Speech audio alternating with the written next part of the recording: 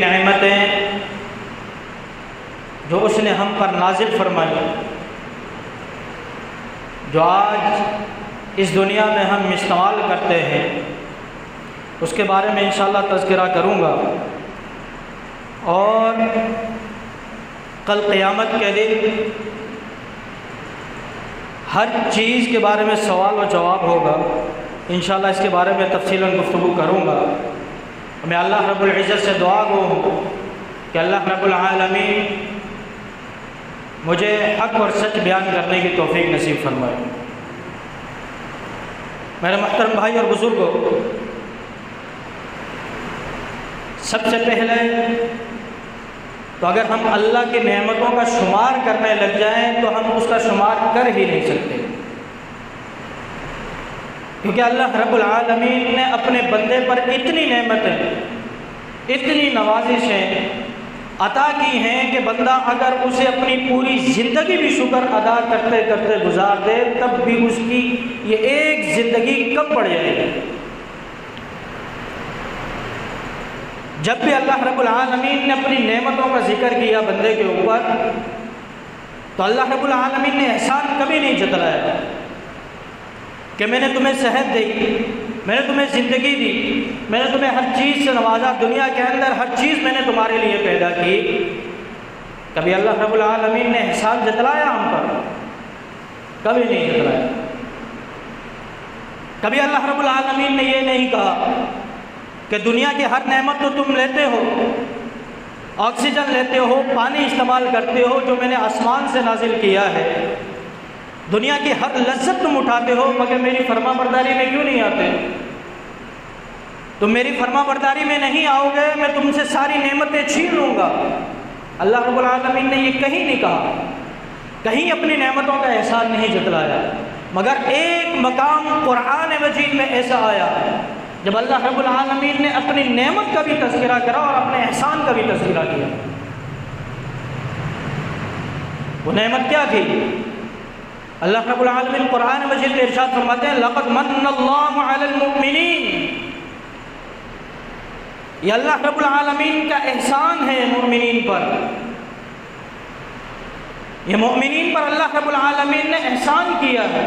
اذ بعث فیہم رسولا منہم، کہ اس نے انہی کے اندر سے ایک رسول ان کی طرف مبعوث کیا، کوئی دوسری مخلوق سے نہیں بھیجا بلکہ انہی میں سے ایک رسول کو ان کے لیے مبعوث کیا۔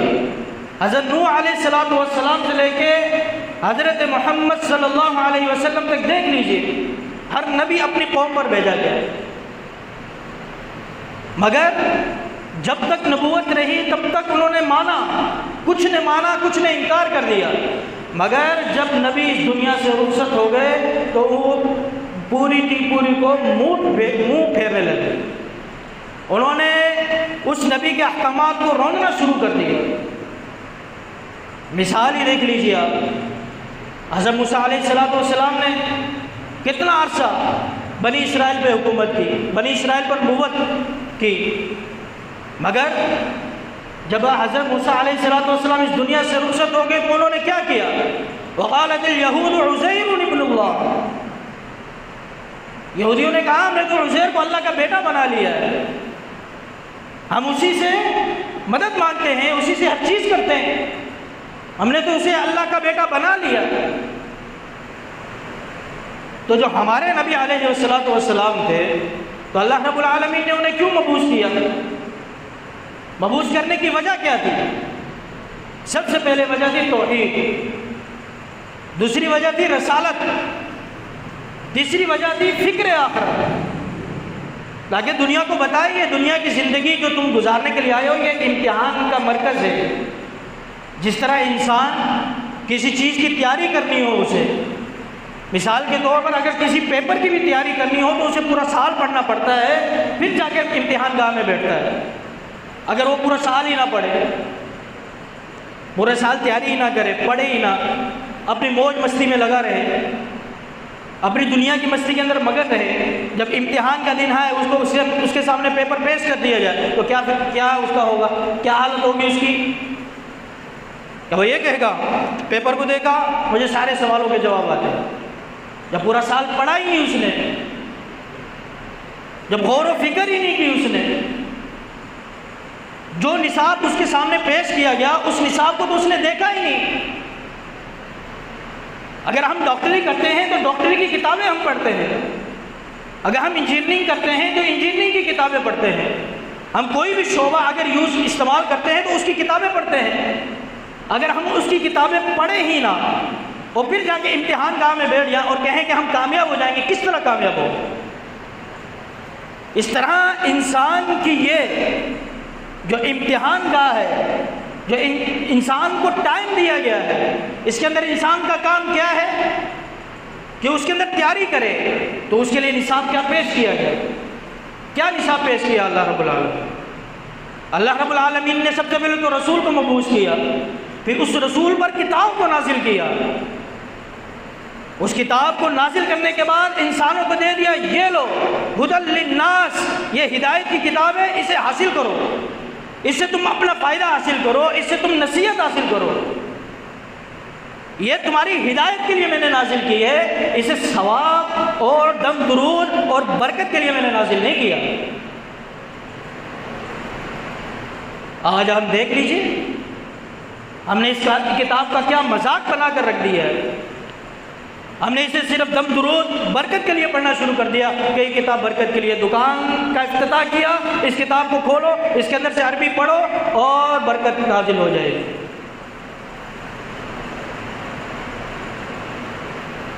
بس ہماری نظر میں قرآن کی جو اہمیت ہے وہ صرف یہی ہے۔ جب ہم قرآن کو اتنی اہمیت دیں گے تو کیسے ہو کہ ہماری امت کے اندر فتنے نہ آئیں؟ کیونکہ جب جس چیز سے فتنوں سے بچنا تھا اسی چیز کو تو ہم نے بیگ پہ ڈال دیا، اپنے پشت پر ڈال دیا، اسی کو تو ہم نے نظر انداز کر دیا۔ جب ہم نے اس کو نظر انداز کر دیا تو اس قوم میں، اس امت کے اندر فتنے نہیں آئیں گے۔ دیکھو کیسے کیسے فتنے امڑ چکے ہیں۔ جس طرح یہودی کہا کرتے تھے وقالت الیہود عزیر ابن اللہ، ہم تو عزیر کو اللہ کا بیٹا مانتے ہیں۔ عیسائی کیا کہتے تھے وقالت المسیح عیسی ابن اللہ، ہم تو عیسیٰ علیہ السلام کو اللہ کا بیٹا مانتے ہیں، ہم تو انہی سے مدد طلب کرتے ہیں۔ جب مشرکین مکہ سے پوچھا گیا کہ لا الہ الا اللہ، صرف ایک اللہ کی عبادت کرو، اگر تم نے عبادت کرنی ہے، اگر عبادت کا حق کوئی رکھتا ہے تو ایک اللہ رکھتا ہے، اس کے علاوہ تمہارا کوئی معبود نہیں ہے۔ تو انہوں نے کیا کہا؟ ہم تو اللہ کو بھی مانتے ہیں، ما نعبدهم الا ليقربونا الى الله زلفا، ہم عبادت کرتے ہیں اللہ کی، ہم اللہ کو مانتے ہیں، ہم اللہ کا انکار نہیں کر رہے، مگر یہ جو ہم نے بت بنائے ہوئے ہیں، یہ جو ہم نے مجسمے بنائے ہوئے ہیں، جو ہم نے ہر چیز کی ہوئی ہے، ما نعبدهم الا ليقربونا الى الله زلفا، تاکہ ہم اللہ کی کیا حاصل کر سکے؟ قربت حاصل کر سکے، تاکہ یہ لوگ اللہ کے سامنے ہمارا وسیلہ بن سکے۔ ہم تو اس لیے ان کو مانتے ہیں، ہم تو اس لیے ان کی پیروی کرتے ہیں، اس وجہ سے ہم ان کی پرستش کرتے ہیں، اس وجہ سے جا کے ہم ان سے مانگتے ہیں۔ آج اپنے معاشرے میں دیکھ لیجئے، ہم نے کن کن سے مانگنا شروع کر دیا۔ مانگنے کا تو اگر حق بنتا تھا تو کس سے بنتا تھا؟ وہ جس نے ہمیں پیدا کیا، جس نے ہماری راہ راست کے لیے کتاب کو نازل کیا، جس نے ہماری ہر پریشانی کا حل اس کتاب کے اندر نازل کر دیا، ہمارا حق تو اس سے بنتا تھا۔ ہمارا کا حق اس سے بنتا تھا کہ جس نے ہماری ہر نعمت سے ہمیں نوازا، صحت ہمیں دی، زندگی ہمیں دی۔ اللہ نے کون سی ایسی نعمت ہے جو ہمارے لیے نہیں دی؟ اگر آج آپ کی جسم کے اندر کوئی بیماری پیدا ہو جائے یا خدا نہ خواستہ ایکسیڈنٹ ہو جائے جس کی وجہ سے آپ کا کوئی حصہ لاغر ہو جائے، تو کوئی ایسی ذات اس دنیا میں موجود ہے کہ وہ تمہارے حصے کو لوٹا سکتی ہو، وہ تمہاری اس پریشانی کو حل کر سکتی ہو؟ جن کے پاس جا کر تم مدد مانگتے ہو ان سے مدد مانگ کر دیکھو، ان کو پکارو، غوث اعظم کو پکارو، یا علی مدد کہو، جو کہنا ہے آپ کہو کہ مجھے یہ چیز لوٹا کر دکھائے۔ وہ چیز تو دور کی بات، اللہ رب العالمین نے قرآن مجید میں ایک مثال بیان کی کہ اگر مکھی، کوئی بڑا جانور کوئی نہیں، ایک ادنا سی مخلوق کا تذکرہ کرتے ہوئے اللہ رب العالمین نے کہا کہ اگر مکھی تمہارے کھانے سے ایک کھانے کا لقمہ لے جائے، جتنا وہ لے جا سکتی ہے، اگر وہ تمہارے کھانے کے اندر سے لے جائے، تمہارے اندر اتنی قدرت نہیں ہوتی، نہ ہی تمہارے پیروکاروں میں اتنی قدرت ہوگی کہ اس مکھی کے منہ سے وہ غذا لا کر دکھائے۔ جب اللہ رب العالمین نے اتنے واضح طور پر بیان کر دیا، تو پھر یہ تم کیوں کہتے ہو کہ ما نعبدہم الا لیقربونا الی اللہ زلفیٰ، کہ ہم تو اس لیے ان کو مانتے ہیں، اس لیے ہم ان کی طرف جاتے ہیں تاکہ ہم اللہ کی قربت حاصل کر سکیں، اللہ کا وسیلہ تلاش کر سکیں۔ تو میرے بھائی، آپ وسیلہ تلاش کیوں کرتے ہو؟ تو مثال کیا دیتے ہیں؟ مثال دیتے ہیں کہ اگر ہمیں چھت پر جانا ہو تو ہم کس چیز کا استعمال کرتے ہیں؟ سیڑھیوں کا استعمال کرتے ہیں نا، تو یہ بھی تو ایک وسیلہ ہو گیا۔ اگر ہم سیڑھی نہ لگائیں، ایسے ہی چھت پر جا کر دکھائیں، آپ جا سکتے ہیں؟ آپ کہتے ہیں اسی طرح ہی اللہ رب العالمین عرش پر موجود ہے، ہم اللہ رب العالمین نے کس طرح پہنچے؟ یہ ہماری سیڑھیاں ہیں۔ تو آئیے قرآن مجید سے ہی پوچھتے ہیں کہ اللہ رب العالمین کا ہے۔ وَإِذَا سَأَلَكَ عِبَادِي عَنِّي فَإِنِّي قَرِيبٌ، جب اللہ رب العالمین سے پوچھا کہ آپ اپنے بندے کے کتنا قریب ہیں، کہا وَنَحْنُ أَقْرَبُ إِلَيْهِ مِنْ حَبْلِ الْوَرِيدِ، اگر تو نے مجھے تلاش کرنا ہے تو اپنی دعاؤں میں تلاش کر، اپنے اندر تلاش کر، اپنی عبادت میں مجھے تلاش کر۔ کیوں؟ وَنَحْنُ أَقْرَبُ إِلَيْهِ مِنْ حَبْلِ الْوَرِيدِ، میں تو تیری شیرک سے بھی زیادہ قریب ہوں۔ اور جو چیز شیرک سے زیادہ قریب ہو، کیا اس کے لیے آپ سیڑھی لگائیں گے؟ آپ لگائیں گے سیڑھی گردن کے اوپر کہ ادھر سیڑھی لگا لیں کہ ادھر سے وسیلہ چلا جائے اوپر؟ شیرک تو آپ کی یہ رہے، یہاں پر ہے شیرک۔ اللہ نے کہا وَنَحْنُ أَقْرَبُ إِلَيْهِ مِنْ حَبْلِ الْوَرِيدِ، میں تو تمہاری شیرک سے بھی زیادہ قریب۔ تم دوسروں کی طرف کیوں لوٹ کر جاتے ہو؟ تو اللہ رب العالمین نے اپنی توحید پر ایک پوری کی پوری سورت قرآن مجید میں نازل فرما دی۔ اللہ رب العالمین نے جب مشرکین مکہ نے پوچھا تھا اللہ کے نبی علیہ والسلام سے، اپنے رب کا تعاون دو، اپنے رب کا نسب نامہ پیش کیجئے، کیونکہ ہمارے معبود ہے، لات ہے، عزا ہے، نصارہ ہے، یہ اس کے دادا، یہ اس کے پردادا، یہ اس کے پردادا ہے، تو آپ بھی تو اپنے رب کا پیش کیجئے نسب نامہ۔ تو اللہ رب العالمین نے کہا قل هو اللہ احد، کہہ دیجئے ان سے، اگر تم اپنے رب کا نسب نامہ پوچھتے ہو، قل هو اللہ احد، کہہ دیجئے اللہ ایک ہے، اللہ الصمد، اور اللہ بے نیاز ہے ہر چیز سے، تمہاری کسی چیز کی اس کو ضرورت نہیں، بلکہ تمہیں اس کی ضرورت ہے، اسے تمہاری کسی چیز کی ضرورت نہیں ہے۔ اس نے تو تمہیں دنیا کے اندر آزمائش کے لیے بھیجا ہے، تاکہ دیکھے میرا بندہ کرتا کیا ہے دنیا میں جا کر۔ امتحانی مرکز ہے، امتحانی مرکز میں جا کے تیاری بھی کرتا ہے کہ نہیں، یا ایسے ہی لوٹ کر آ جاتا ہے اوپر؟ اللہ کا لم یلد ولم یولد، نہ ہی اس کی کوئی اولاد ہے، نہ ہی وہ کسی سے پیدا کیا گیا۔ وَلَمْ يَكُنْ لَهُ كُفُوًا أَحَدٌ، اور نہ ہی کوئی ایسا ہے جو اس کے برابر ہو سکے، جو اس کے شریک بن سکے، ایسا کوئی نہیں۔ تو یہ اللہ رب العالمین نے پوری کی پوری سورہ قرآن مجید میں نازل کر دی، صرف کس چیز کے اوپر؟ اپنی توحید کے اوپر۔ تو جب اللہ کے نبی علیہ والسلام آئے، انہوں نے کام کیا توحید پر، صحابہ کرام اللہ کے نبی علیہ والسلام کے پیروکار بن گئے، ماننے والے بن گئے۔ مگر جب اللہ کے نبی علیہ والسلام کی رحلت ہوگی، گزرتے گزرتے آج 1400 سال گزر گئے، ہمارے پاس نصاب تو موجود ہے مگر ہم پڑھنے کے لیے تیار نہیں۔ نصاب موجود ہے ہمارے پاس، کیونکہ ہم اگر اسے پڑھیں گے، یہ جو کتاب ہمیں اللہ رب العالمین نے ہم پر نازل کی ہے، تبھی تو ہمیں پتہ چلے گا یہ کتاب کہتی کیا ہے، یہ کتاب ہم سے مطالبہ کیا کرتی ہے، یہ کتاب ہمیں بتائے گی۔ جب ہم پڑھیں گے نہیں تو ہمیں کیسے پتہ چلے گا کہ یہ کتاب ہم سے کیا کر رہی ہے؟ آپ جتنی مرضی عربی پڑھ لیں، آپ مہینے کے اندر 3 دفعہ عربی میں قرآن ختم کر لیں، اس کا آپ کو کیا فائدہ ہوگا مجھے یہ بتلا دیجیے۔ ثواب ملے گا، ثواب کا انکار نہیں ہے۔ آپ کو کیسے پتہ چلے گا کہ اللہ رب العالمین نے اسے ہدی للناس کہا؟ کیوں کہا؟ اللہ رب العالمین نے قرآن مجید میں جا بجا مقام پر فرمایا ان فی ذلک لآیات لقوم یعقلون، ان فی ذلک لآیات لقوم یتفکرون، کہ جو میں نے اس کے اندر نشانیاں بیان کی ہیں یہ عقل والوں کے لیے استعمال کی ہیں، جو اس کے اندر میں نے نشانیاں بیان کی ہیں یہ غور و فکر کرنے والوں کے لیے بیان کی ہیں۔ اور جب ہم غور و فکر ہی نہیں کریں گے تو ہمیں کیسے پتہ چلے گا کہ اندر کیا بیان کیا گیا؟ ہاں، دنیا کا کوئی بھی کام ہم سے اگر آپ نے کروانا ہو آپ کروا سکتے ہیں۔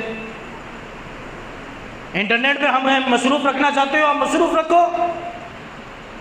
آج کل کا دور دیکھ لیجئے، 3 گھنٹے سوشل میڈیا پہ لگے رہیں گے، کبھی بھی انسان نہیں تھکتا۔ موویز دیکھتے رہیں گے کبھی نہیں تھکے گا، میچ دیکھتے رہیں گے کبھی نہیں تھکے گا، مگر جیسے ہی قرآن مجید کو کھولے گا اس کی عجیب سی کیفیت ہو جائے گی انسان۔ جب اس قرآن کو کھولے گا، اس کو سمجھنے کی کوشش کرے گا، اس کو عجیب سی فیلنگ آنے لگ جائے گی، بڑھ ہی نہیں پائے گا۔ وہ غور و فکر ہی نہیں کرے گا اس میں۔ دنیا کے لیے ہمیں ٹائم دے دو آپ، ہمارے لیے ٹائم موجود ہے، ہمارے پاس ٹائم کی قلت نہیں ہے۔ تو اس وجہ سے اللہ رب العالمین نے فرمایا ما نعبدهم الا ليقربونا الى الله زلفا، کسی کو بھی اس لیے وسیلہ نہ بناؤ کہ تم اس سے قربت حاصل کرو اللہ کے لیے۔ تو یہ سب سے پہلا مقصد تھا اللہ کے نبی علیہ السلام کا اس دنیا میں آنے کا، سمجھانے کا، اپنی امت کو بتلانے کا، تاکہ امت اس کو سمجھ سکے۔ دوسرا مقصد تھا رسالت۔ جب اللہ کے نبی علیہ السلام نے رسالت کا اعلان کیا تو کفار مکہ، مشرکین مکہ نے آپ کا مذاق اڑانا شروع کر دیا کہ ابھی تو ہم میں سے تھا، آج اٹھ کر اس نے رسالت کا اعلان کر دیا۔ تو اللہ رب العالمین نے فرمایا وما محمد الا رسول قد خلت من قبله الرسل افإن مات او قتل انقلبتم على اعقابكم ومن ينقلب على عقبيه فلن يضر الله شيئا وسيجزي الله الشاكرين۔ وما محمد الا رسول، نہیں ہے محمد مگر اللہ کے رسول ہے، اللہ کی طرف سے مبعوث کیے گئے ہیں تاکہ اللہ رب العالمین اپنی اتمام حجت کو مکمل کر لے تم پر۔ کہیں ایسا نہ ہو کل قیامت کا دن ہو تم اللہ رب العالمین کے بارگاہ الہی میں کھڑے ہو جاؤ اور اللہ رب العالمین کے سامنے کہو کہ اللہ رب العالمین اگر آپ ہم پر رسول بھیجتے تو ہم راہ راست پر آ جاتے، اگر آپ ہماری طرف کوئی کتاب کو نازل کرتے ہم راہ راست پر آ جائے۔ آپ نے تو ہماری طرف کوئی رسول ہی نہیں بھیجا، کوئی رہنمائی نہیں بھیجا، کوئی رہبر ہی نہیں بھیجا جس کے نقش قدم پر چل کر ہم آپ کے راستے پر آ جاتے۔ تو اللہ رب العالمین نے اپنی اتمام حجت کو مکمل کیا۔ وما محمد الا رسول، نہیں ہے محمد صلی اللہ علیہ وسلم مگر اللہ کے رسول ہیں جو تمہاری طرف مبعوث کیے گئے۔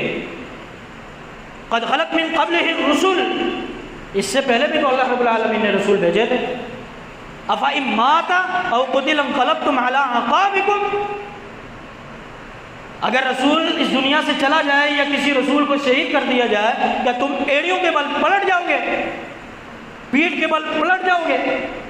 تو اس کے بعد اللہ رب العالمین نے فرمایا وَمَن يَنْقَلِبْ عَلَىٰ عَقِبَيْهِ فَلَن يَضُرَّ اللَّهَ شَيْئًا، اگر تم پلٹ بھی جاتے ہو، اگر تم اس کی کتاب کو مانتے بھی نہیں ہو، اس کے رسول کے فرمان کو مانتے بھی نہیں ہو، اللہ رب العالمین نے کہا فَلَن يَضُرَّ اللَّهَ شَيْئًا، تو اللہ رب العالمین کو ایک ذرہ برابر بھی تم نقصان نہیں پہنچا سکتے۔ فَلَن يَضُرَّ اللَّهَ شَيْئًا، نہیں مانو، پوری دنیا نہ مانے اس کے قرآن کو، پوری دنیا نہ مانے اس کے فرمان کو، پوری دنیا نہ مانے اس کے رسول کے فرمان کو، اللہ رب العالمین نے کہا فَلَن يَضُرَّ اللَّهَ شَيْئًا، تم ایک ذرہ برابر بھی مجھے نقصان نہیں پہنچا سکتے۔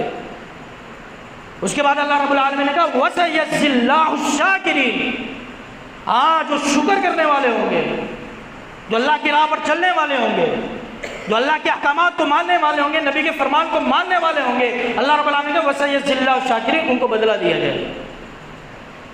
قرآن مجید میں ایک مقام پر اللہ رب العالمین نے فرمایا اَفَتُؤْمِنُونَ بِبَعْضِ الْكِتَابِ وَتَكْفُرُونَ بِبَعْضٍ، کیا کتاب اس لیے نازل ہوئی ہے کہ تم اس کے کسی حصے کو لے لو، کسی حصے کو چھوڑ دو؟ جو تمہارے کام کا ہو تو یہ ہم لے لیتے ہیں، جو تمہارے کام کا نہیں ہے اس کو چھوڑ دو۔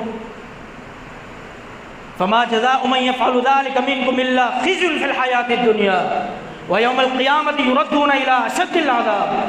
اللہ رب العالمین کہتے ہیں جو اس طرح کرتے ہیں کہ قرآن کا کچھ حصہ لے لیا، اس سے نصیحت حاصل کر لی، باقی کو پتہ ہی نہیں کہ قرآن کے اندر کیا بیان کیا گیا ہے، اگر تم اس طرح کرتے ہو تو اللہ رب العالمین نے کہا کہ تمہاری دنیا کے اندر ہی تمہیں ذلت دکھا دی جائے گی،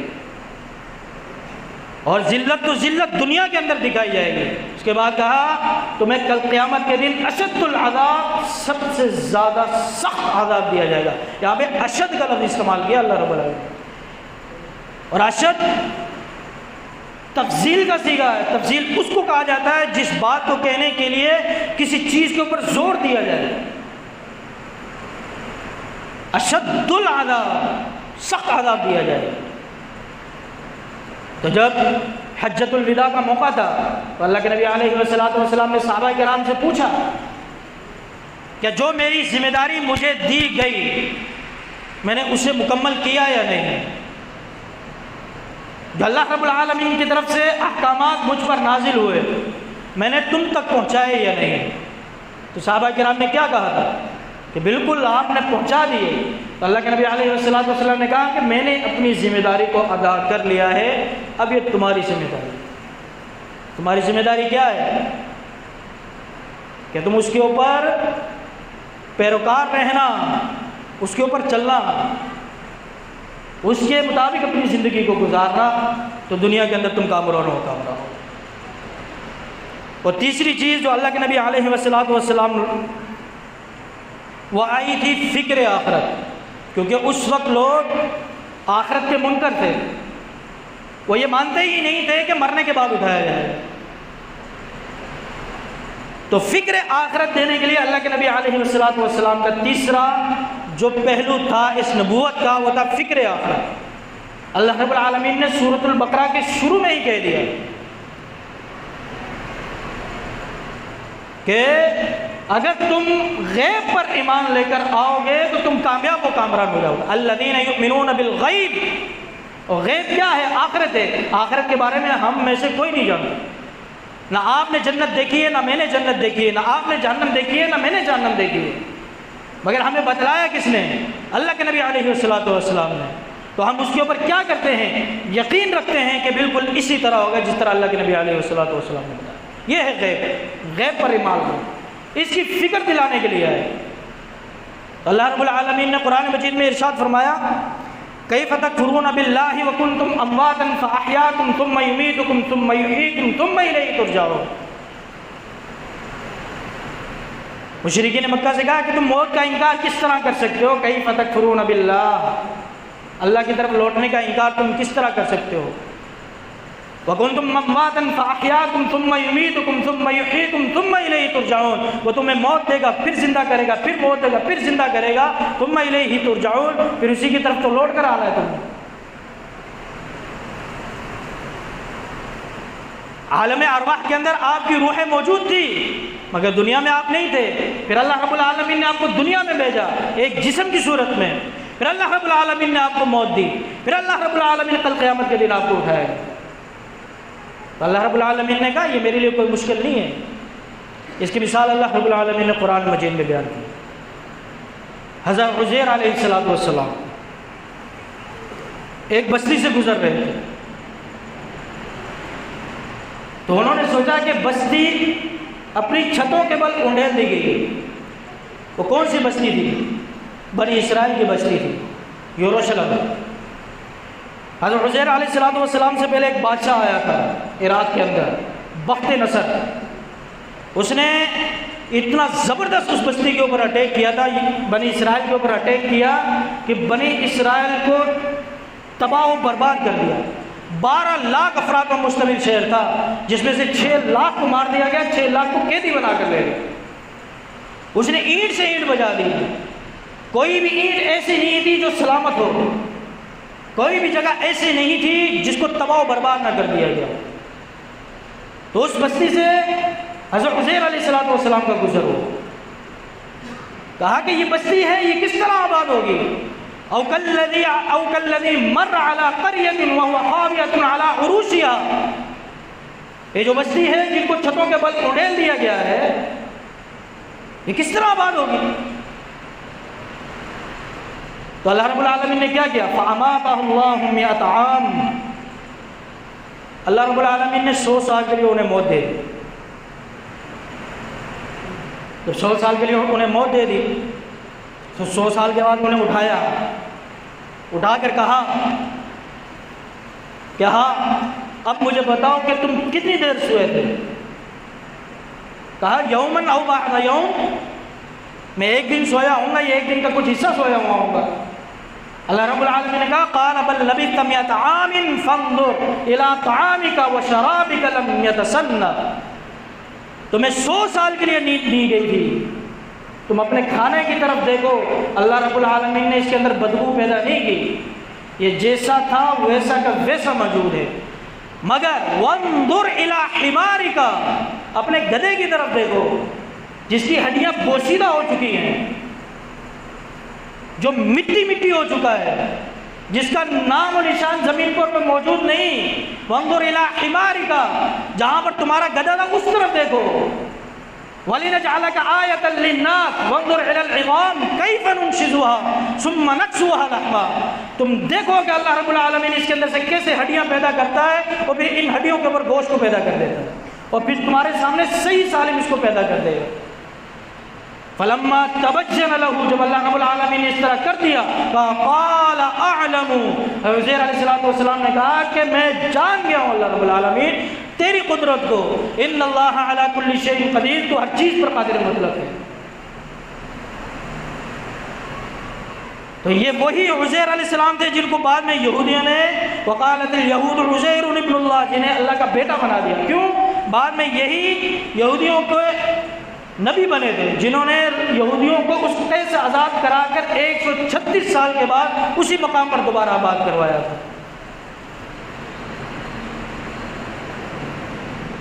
تو یہ ہے اللہ رب العالمین کی قدرت اور طاقت، اور یہ فکر آخرت کہ اگر اس دنیا کے اندر تم اپنی آخرت کی فکر کر کر چلے گئے تو آخرت کے اندر کامیاب ہو جاؤ گے۔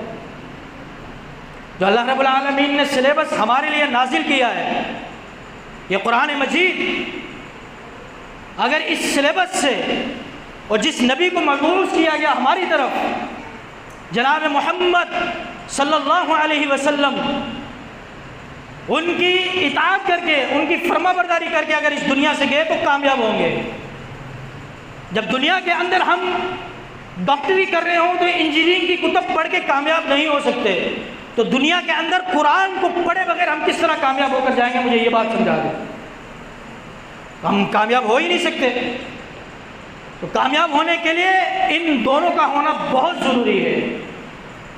اگر ہم ان دونوں کی اطاعت نہیں کرتے، ان کے طریقے پر نہیں چلتے، تو ہمیں اپنی آخرت کی فکر کرنی چاہیے کہ ہمارا آخرت میں بنے گا کیا۔ سورۃ النبأ کے اندر اللہ رب العالمین نے بے شمار نعمتیں ذکر کرنے کے بعد کہا ان الیوم الفصل کان میقاتا، اس وقت حساب و کتاب کا دن آئے گا، اس وقت ہر ایک چیز کا حساب لیا جائے گا۔